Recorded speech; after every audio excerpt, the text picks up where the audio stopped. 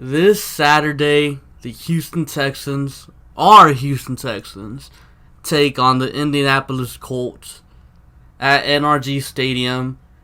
And this is the third time they'll play them this season. Obviously, we know there are divisional rivals, but this is the first time we've ever played one of our divisional rivals more than 2 times in one season. I think that's pretty cool. I think it's good for, a rivalry to finally brew, The Jaguars, they've been mediocre most of the time the Texans have existed.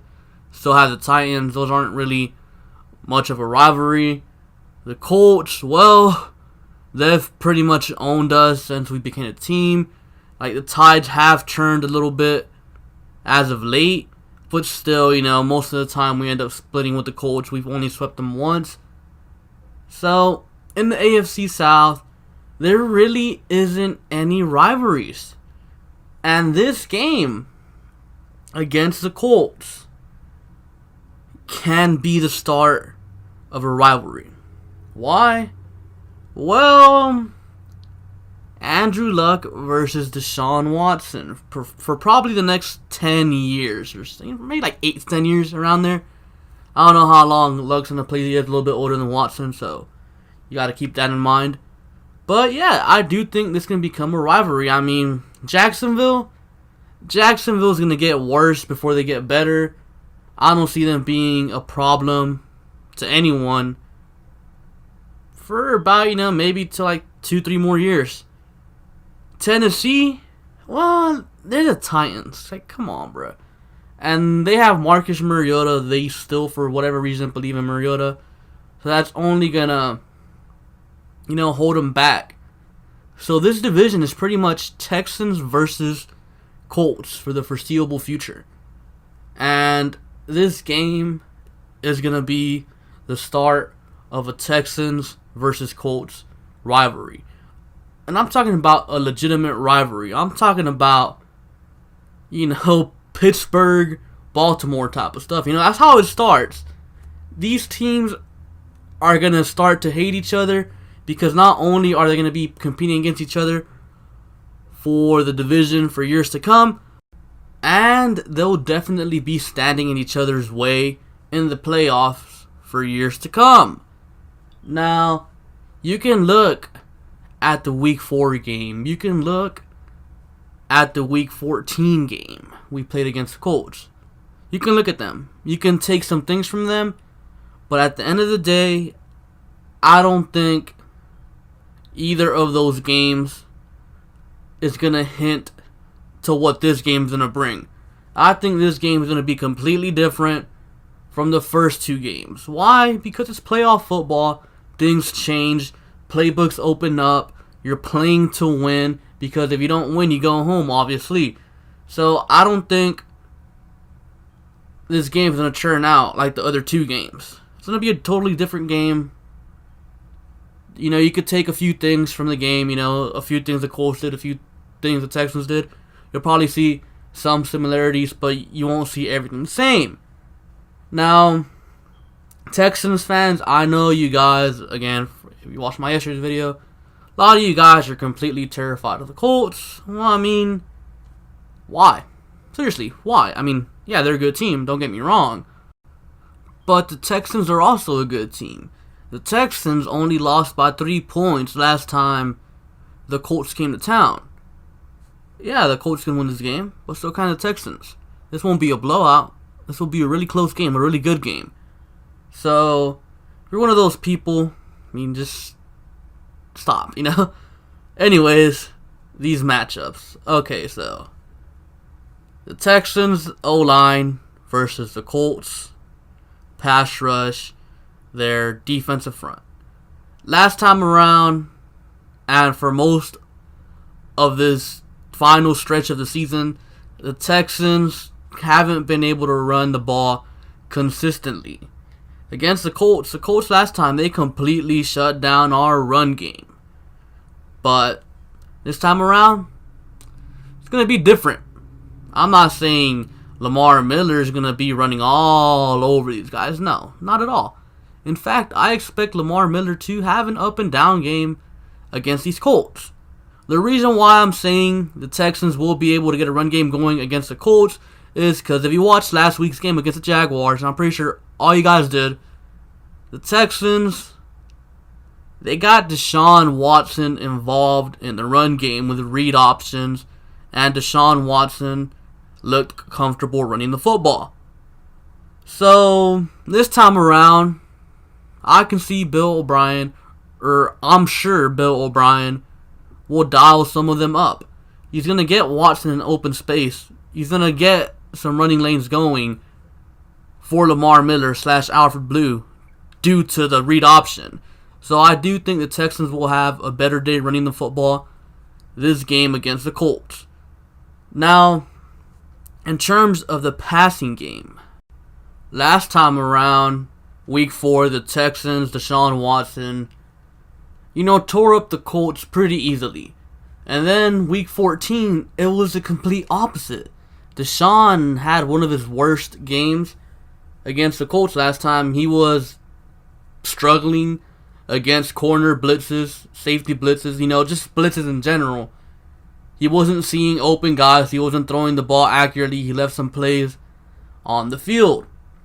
Now, obviously, some would expect, Demaryius Thomas is out, so it's only going to get worse. I disagree. It's only going to get better. Yeah, DeAndre is, playing with a bum ankle. And last time around, the Colts did do a good job of containing DeAndre Hopkins. But this time around, Kiki QT will play. Or, let me rephrase that. He better play. He should be healthy. We've sat him out for like a whole month already. So I'm sure he'll be good to go. And Kiki is a receiver that Colts fans are probably really familiar with. Kiki tore up the Colts week 4. They just didn't have an answer for him. Kiki had 11 receptions, 100 and something yards. When there's no run game going, Kiki is that go-to guy. Kiki is the extension of the run game. So, if Kiki plays, and I do 100% expect Kiki to play, the Texans' offense will be able to move the ball more efficiently. Deshaun Watson will be more comfortable. Now, last time around, I believe it was Margus Hunt. Margus Hunt completely wrecked the Texans. He had a great game against the Texans. Last time, Zach Fulton, our best offensive lineman, didn't play. He was out. Greg Manx was in there as a replacement. This time around, Zach Fulton is indeed playing. And then you can also consider this time around the Texans have Vincent Smith, a deep threat. Something that Demaryius Thomas didn't bring to the table was, deep speed, a person that can stretch the field. I'm not saying Vincent Smith is, an actual legitimate threat, but whenever you have a guy that can burn, you gotta respect them. Seriously, there is no team dumb enough in the NFL that will leave a corner one-on-one in press coverage, or in any coverage in general, versus a burner like Vincent Smith. So obviously, Vincent Smith will stretch the field a little bit, so the little underneath routes will be opened up this time around. So again, Deshaun will be more comfortable this time around. Deshaun will be better this game, I'm expecting. And of course, you got the whole Deshaun Watson is at his best when the lights are at their brightest. And the lights can't get any brighter than this. This is the playoffs. So I fully expect Deshaun Watson to have one of them games. And you know what I'm talking about when I mean one of them games. So offensively, I think the Texans are going to have some success on this Colts defense. Now, when you flip to the other side, that's when we got some problems.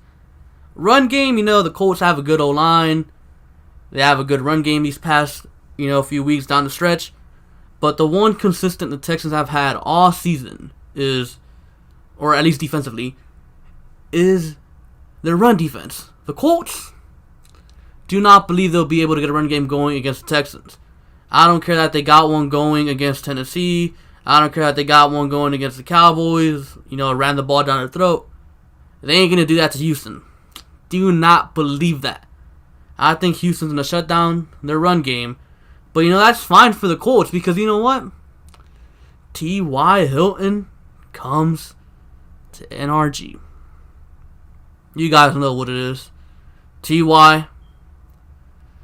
always torches the Texans. I know everybody says it's, T.Y. always torches the Texans in Houston. I don't believe that. I just think T.Y. always torches the Texans because I'm pretty sure he torches the Texans in Indy as well. It's not just a Houston thing. It's just a T.Y. Hilton thing. So, yeah, that's going to be an issue. I'm not sure if the Texans are up to the challenge to stop T.Y. Anyone else, I think they can stop any other receiver. Obviously Andrew Luck's going to be a good quarterback because he's a good quarterback and make some unbelievable throws to the other receivers. Of course, you got Eric Ebron, and you guys know we struggle covering tight ends, stopping tight ends. You guys saw the career game Zach Ertz had against us, 2 weeks ago in Philly Week 16. So Eric Ebron could be a problem. So can T.Y. Hilton. So it's up to Romeo Crennel. It is literally up to Romeo Crennel to stop T.Y. Hilton. Or not even stop, just contain him. Don't let him have another 11 reception, 200 yards, 2 touchdown game. You can't let that happen. You can't let T.Y. dictate this game. You gotta contain him. How can you do that? It's simple. It's really simple, but Romeo Crennel is stubborn. Press coverage. That's all you gotta do. Press coverage. You have someone punch T.Y. Hilton in the mouth at the line of scrimmage, disrupt the route early on, and that's it. You knock him off his route, and most likely he's not going to get going because T.Y. struggles against press coverage or getting off press coverage. That's all you got to do. Now, I'm not saying you're going to leave Jonathan Joseph one-on-one on T.Y. in press coverage. No, you definitely have to have some safety help over top because if T.Y. does get off that press coverage up against, Kareem or Jonathan Joseph, he's gone. That's a touchdown. So you definitely have to help out whatever corner you have going up against T.Y. Hilton. But you definitely have to press him at the line in order to disrupt T.Y.'s route. Now, another thing Crennel has to do this time around, he's got to bring pressure because last time around, we hardly got any pressure on Luck. He had all day to throw, wide open receivers everywhere. And one particular area he was targeting? Whitney Merciless in zone coverage. So that's gotta go. You gotta put Watt inside pass rusher. You gotta let Merciless and Clowney pass rush from the edge. You also gotta substitute accordingly. Get Duke Ejiofor in there every now and then. Keep the guys fresh because we're gonna need some pass rush late in the game. Of course, you gotta put Dylan Cole in there too. He's probably our better cover linebacker, so we're gonna need him in there some. So just substitute accordingly. Blitz. You gotta blitz Andrew Luck. I mean, these zone coverage where you only rush 3 players, that's not going to cut it, man. Especially when Whitney Merciless is one of those players dropping back into coverage. You can't have that. So Romeo Crennel, he pretty much needs to go against everything he believes in. Honestly, he's got to throw everything he believes in away because, as you guys know, since Romeo Crennel got here, we don't press.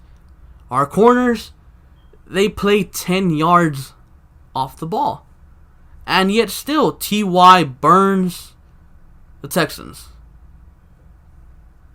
He's got to go against what he believes in. Especially this season.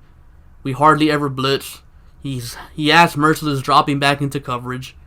So, put Merciless where he belongs, rushing the passer. Press T.Y. and substitute accordingly. If Romeo Crennel can do these things, then we can contain this Colts passing attack. I'm not going to say we're going to shut it down because that's just being unrealistic. We don't have the personnel to shut down the Colts. We don't have the corners. So Romeo Crennel is going to have to call one hell of a game for us to keep this Colts offense in check. Now, my keys to the game. Number one, Deshaun, don't turn the ball over. I say this every week. He cannot turn it over. Number two, get a run game going. I don't care if it's Deshaun read option, Deshaun scrambling, handing it off to Lamar Miller, little end arounds to Kiki. I don't care. We have to get a run game going. We have to set up Deshaun Watson in situations to succeed. Week 14, Deshaun was constantly in 3rd and 8 situations, so that's bad. You don't want him in that situation, so you have to get a run game going. And number 3, contain T.Y. Hilton, for Christ's sake. Can this be the game that the Texans finally contain T.Y. and, they don't let him take over the game? If they can do these 3 things, the Texans win the game. Now, as far as my predictions go, I'm going 30-28 Texans win. This time around, Texans offense ain't going to be so easy to stop. It won't. This time around, the Texans offense, Deshaun Watson, will get a chance to drive down the field and win the game. Last time, you guys know, Clowney jumped off sides. Texans, Deshaun Watson didn't have a chance to come back. This time around, he will. Deshaun Watson will be magical. He will lead the Texans to a game-winning field goal drive. And Kaimi Fairbairn, he's going to kick it right down the middle. The stadium, NRG, it's going to be loud. It's going to be real loud. It's going to be a very good game. So, for all you guys that are scared of the Colts, just chill. Just chill and enjoy the game, because this is going to be a good one. Deshaun's going to have a really good game. Defensively, I don't see Romeo Crennel doing what he has to do to contain the Colts offense. I see this being more of a shootout. I do think we'll stop him a few times. I do think Andrew Luck will turn the ball over a couple times. And I do think the Texans stadium will affect the Colts offense, and they'll have some communication issues, a couple false starts, maybe a delayed game here and there. Because I do think NRG is going to be loud this Saturday. I expect NRG to be the loudest it's ever been. And at the end, Texans come out with a win, and they'll be heading to New England to take on the Patriots. Anyways, that's all I have for you guys for today. Be sure to like, comment, and subscribe. Thank you for watching, and I'll catch you guys later. Peace.